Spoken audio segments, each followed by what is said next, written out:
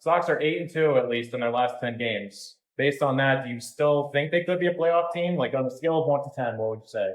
Yeah, I mean, honestly, the American League is pretty weak this year. Mm-hmm. So I'd say scale 1 to 10, like a 7. Not a chance. 0. Not even a 1. A 0. Uncle Fern would be very proud of his answer, honestly. They're going to lose the next probably like 5 games in a row, and then everyone's going to be sad again. It's going to be a repeat over and over. It's tempting to see because they're on a bit of a run right now. I mean, you go 8-2 and you're right around the All-Star break, you know. It's promising, and if they want to continue that same stride, it's very much a possibility for a wild card spot. But I think, you know, it's a long season. They didn't have the best start.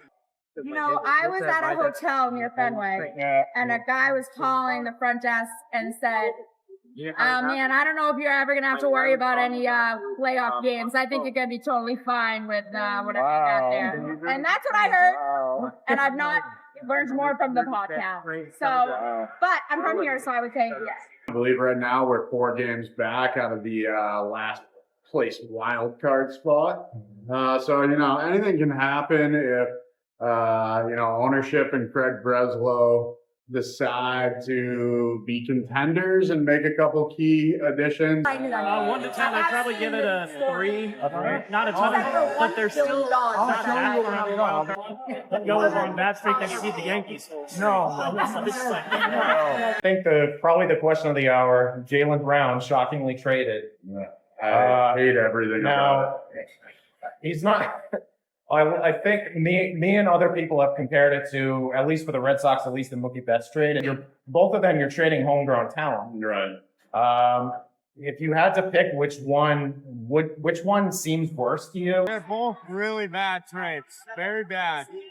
The only thing we have left from the Mookie trade is Connor Wanawa. I think us Celtics fans are going to be miserable in Boston without him. So. Do you know who Mookie Betts is? I do know who Mookie Betts is. I don't know when he was traded.